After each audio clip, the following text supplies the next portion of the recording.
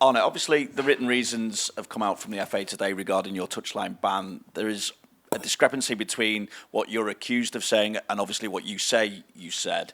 How do you feel about that? And also, what are your thoughts on how the whole process has been handled?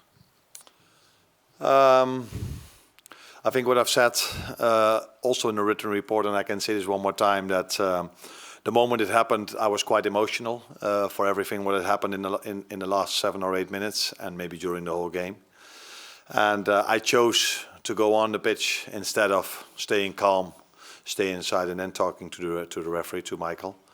Now I don't have these same emotions anymore, so I think I should now set a better example than I set back then, and don't go into this situation again. I think it's clear what I've said and what Michael has written, what I have written, and I think Michael has been in the news quite a lot recently, and I don't think it helps if I add something to that now. Now I have my emotions under control. Well, we've spoken about the new format for the Champions League in the past. You've said that you weren't sure whether top spot in the league standings would be much of an advantage. So I just wonder, how much of an example is this tie of you not necessarily getting any advantage from what you achieved in the league standings? No, that's clear, because I see Paris Saint-Germain one of the strongest teams in Europe. And I think everyone agrees with me if you've seen them playing the last few weeks and the last few months already. So, but that can happen in the former format as well. So if you ended up number 1, then there was always one team that ended up number 2 where you felt like, we're hoping not to get that team. So it can happen in this format as well. And I think it's a great fixture to look forward to for everyone who loves football. Both teams scored so many goals this season. Quite similar playing styles, maybe not completely, but the ideas are quite similar. Both teams like to have the ball. Both teams work really hard without the ball. So I can come up with 6, 7, or 8 similar things that both teams are doing. So yeah, interesting fixture to look forward to.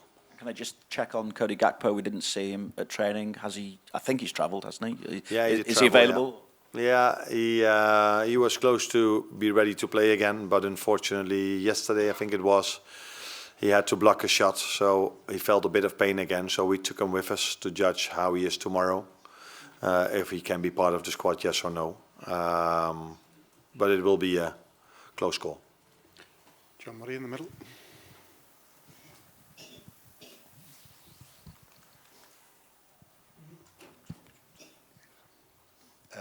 Hi, Arne. Do you feel, because of the form that PSG are in, that you have got the toughest draw that you could have got?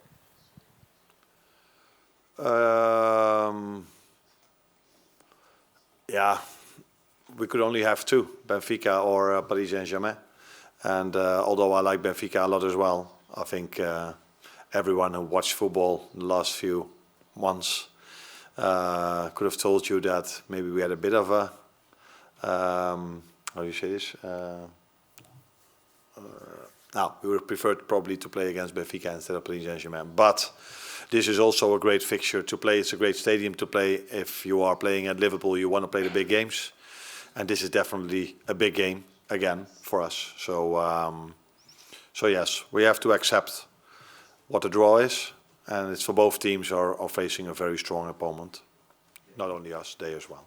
And so many individual comparisons that you can make between the two teams. I'm sure that people will pick out Salah and Dembele.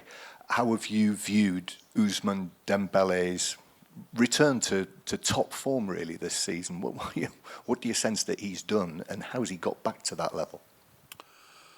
No, I think Luis Enrique did a lot of things really well over here in the past 1.5 seasons. He really created in a few transfer windows a team where I think, I don't know him, I haven't asked him, but I assume that he's quite happy with what he created over here, not only in team performance, but also in individual performance. If you look at the quality Dembele brings to the team at the moment is impressive. So that is one of the many similarities there are. Both are having attackers in great form, scoring a lot of goals, and all the other things I just said. But it's clear that that Luis Enrique did a great job over here in the past 1.5 season, and he was already in the semi-final of the Champions League last season. And in my opinion, this team is even better than the one that he managed last season. Gentleman here, at the front. Hello, Lagadeta, Georgia. As I know, in winter, Liverpool wants to buy Khvicha Kvaratskhelia, but for now he's player of PSG. What do you think about this player? Thank you. Probably you don't come from England, because in England people say we almost buy every player that there is in the world. So this is where people like him make their money for. If you go to England, you see Sky Sports, you see the whole day, everybody's in. We are interested in almost every player in the world. It's a bit exaggerated. So I cannot talk about if we were interested, yes or no. What I can tell you is that he's a great player.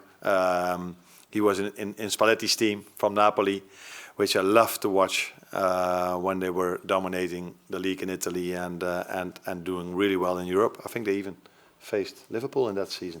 Yeah. So he's a great player, and Paris Saint-Germain has many of them, but he's definitely one of them. Miguel, at the front.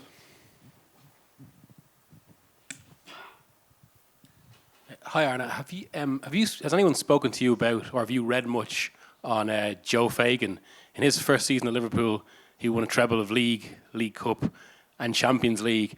And how are you feeling actually now that people like Luis Enrique are talking about Liverpool as the best team in Europe?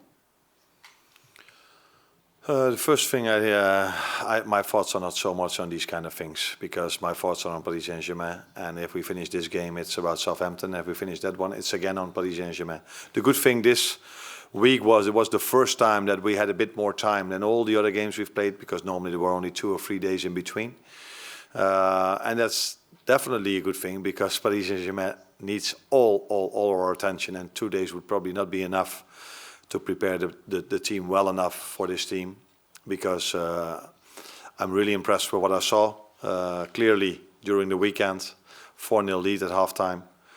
So yeah, they are a very good team. And the other question was? Just about Luis Enrique saying Liverpool are now the best team in Europe. Yeah. I think that's it's a nice compliment to get, but the best team in Europe has to win the Champions League, and we are far away from that, starting with a very difficult game tomorrow, and then all the difficult ones that are coming up, because we already know the draw. So I think the best team in Europe at the moment is still Real Madrid, because they won this competition last season. And to say, for us, someone else can say something different, but for us to say that, then you first have to win it before you can say this. Gentleman here. En français, si possible. Bonsoir, Gennady Harris pour Foot National. La Ligue 1 est souvent décriée à l'étranger. Quel est votre avis sur le niveau du championnat de France? Merci.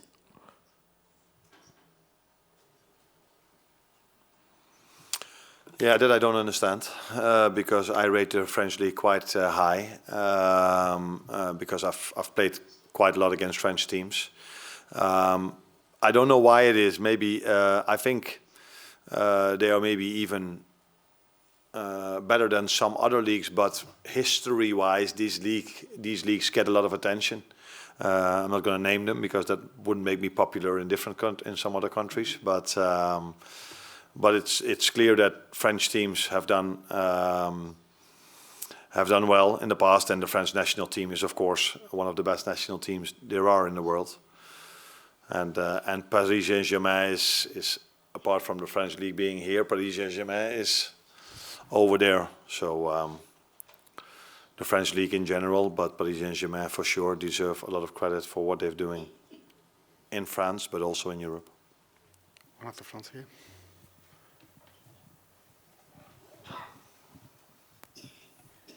Bonjour coach, en français aussi, Saïd Amda. C'est un match qui va se jouer beaucoup aussi sur les côtés. Tout à l'heure, Luis Enrique, un peu plus tôt dans la journée, disait que vous aviez 3 avions de chasse devant. Moi, je voulais vous parler des latéraux du PSG avec Nuno Mendes et Achraf Hakimi. Surtout Achraf Hakimi qui joue extrêmement haut, parfois même au poste d'attaquant, et qui rentre aussi pas mal dans le milieu de terrain. Comment vous allez gérer Achraf Hakimi notamment? Merci. Yeah, I did read that Luis Enrique said that we had 3 players that were really fast up front. And again, I see a similarity because Barcola, if I pronounce his name correctly, and Dembele are also not slow. They are very, very, very, very fast as well, Kvaratskhelia. So, and then there's maybe their 4th attacker, which is Hakimi, because he's playing as a fullback, but he's all the time going up and down, up and down, up and down. Maybe, again, a similarity if you look at Trent Alexander-Arnold. So, we will have a plan to be in the best possible, to show ourselves in the best possible way. That's what Paris Saint-Germain will have as well. And we will see tomorrow if we face each other how things work out. Gentleman right at the back. Hi, I think Luis Enrique said they have 3 planes, and that is very hard to stop planes from flying whenever counter-attacking. Are we seeing a more direct Liverpool tomorrow, you think, or you're going to try to dispute the possession with PSG? No, I think we have to show in every part of our game the best possible performance from this season. So it's not easy to dominate ball possession against Paris Saint-Germain because they take a lot of risk when they press. So they go man-for-man all over the pitch. That makes it hard for many teams to have a lot of ball possession against them. So yeah, we have to adapt really well to what's in front of us. So I've seen also a few games, mainly in the beginning of the season, for example, against Arsenal, where they were not as aggressive as they were in the last 10, 15 games they've played when it comes to pressing. So in every part of our game, we have to be on top in the best possible version of ourselves. That can mean that we have to be really well in the counter-attack. If they give us a bit more time, we have to be really good with the ball. And when they have the ball, they are, I think Luis Enrique said it himself, they're one of the best or the best team with the ball in Europe. And he's definitely right. They are definitely one of the best teams when they have the ball, with so much attacking threat all over the pitch and so much rotations, so many players taking in different positions. So yeah, interesting game. Last one, gentleman with the blue shirt. Hello. What we see about PSG last couple of weeks is their reaction after they lose the ball. Their pressing is impressive. And how do you want to cope with that tomorrow? Yeah, they are. Not only when they lose the ball, but also in every other part of the game, they are quite intense in terms of pressing. I think if there's one thing people will tell you about us is that we are quite intense as well. Maybe not always going man-for-man all over the pitch like Paris Saint-Germain does, but we like to press aggressive, and if we lose the ball, do the same as also. So, yeah, it's so difficult to judge before the game because, okay, they've played Lille, we've played Lille. They were already 4-0 at half-time. I think we were 1-0 at half-time. So that tells you how strong they are, but you cannot compare teams by that. So tomorrow we have to wait and see if they will be on top of us, and if they are, we have to suffer and we have to be like we were against City. Or hopefully we can hold the ball very well, and we can play the similar style we've played for all the other games except for the City one, and that's us dominating ball possession. We will see tomorrow what the game will bring us.